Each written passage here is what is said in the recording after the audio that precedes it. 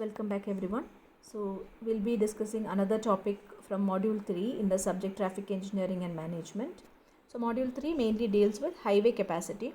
Already we have seen in the previous class what is meant by highway capacity and what are the three types of highway capacity as defined in the highway capacity manual or the HC manual. So we already saw what is basic capacity, possible capacity and practical capacity.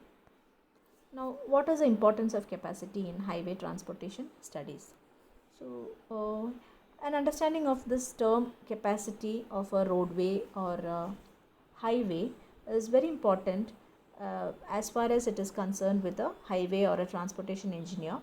And the main reason is that when we design a highway facility, it is possible only when the capacity is related to the projected requirements of the traffic. So, whatever are the requirements of the traffic that is related to the capacity, and the design features are governed by capacity, say the highway type, the number of lanes, the width of the lanes, the intersections, weaving sections, etc. So all these are related or governed by the capacity. So it is very important to understand the capacity of a roadway, and also by comparing the present traffic volume with the capacity of the existing highway network, the adequacy or deficiency also can be assessed or found out, and transportation planning studies are benefited by this assessment, that is by determining the capacity. Now, if at all there is a need for any improvement or any change in the geometrical features of a road or junction features, or say the traffic control devices, traffic management measures, etc., these can be planned effectively only if the capacity studies are considered.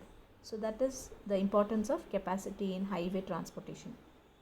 Now coming to design capacity, we have already seen that there are three types of capacity based on the highway capacity manual, that is the basic capacity, possible capacity and the practical capacity. So usually the practical capacity is what we consider or take as the design capacity. So what is practical capacity? We have already seen that it is the maximum number of vehicles that can pass a given point in a lane or a roadway during 1 hour when the traffic density is not so great so as to cause any unreasonable delay or hazard or restriction to the driver's freedom to maneuver under the prevailing roadway and traffic conditions. And this is what we call as the design capacity. Now, what is meant by the theoretical capacity? Theoretical capacity is actually the number of vehicles that passes through any point in 1 hour per lane, and it depends upon the average length of the vehicle and the average spacing of the moving vehicles.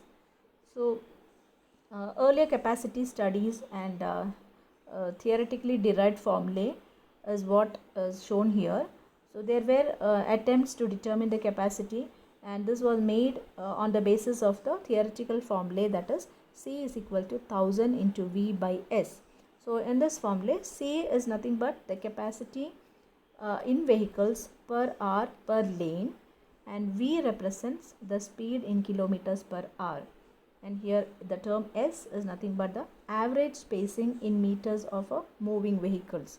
So when we say average spacing, it is the center to center spacing of the moving vehicle, and this can be obtained by the equation S is equal to the reaction distance plus the average length of the vehicle. So that is how we will determine the value of S, and if we know the design speed, we can calculate the capacity. That is the principle. Of course, the importance of the concept of highway capacity already I have told you. It is very important to understand the capacity of a roadway, mainly because it has to, in order to bring any changes in the design of a highway, or in order to improve and incorporate any changes, it is very essential that the capacity studies are conducted so that it can be effectively planned. Now coming back to the determination of the theoretical velocity. So this formula, that is C is equal to 1000 V by S, is how we determine easily the theoretical maximum capacity. Now here In order to determine the value of S, that is the spacing, we know that the spacing is governed by the safe stopping distance that is required, and numerically this value of S is obtained by the formula S is equal to Sg plus L, where Sg is the space gap between the vehicles and L is the average length of the vehicle. So both combined will make the center spacing of the vehicles.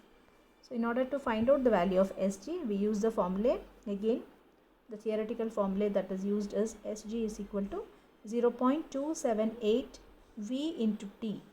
Here V represents the speed, again in kilometer per hour, and Sg is the spacing that is determined or expressed in meters. And T, the value of T is nothing but the total reaction time of the driver, and usually it is assumed as between 0.7 to 0.75. Suppose we consider that the reaction time is the time taken by the driver, the time of perception, that is what we call as a reaction time, and it is usually taken as 0.7.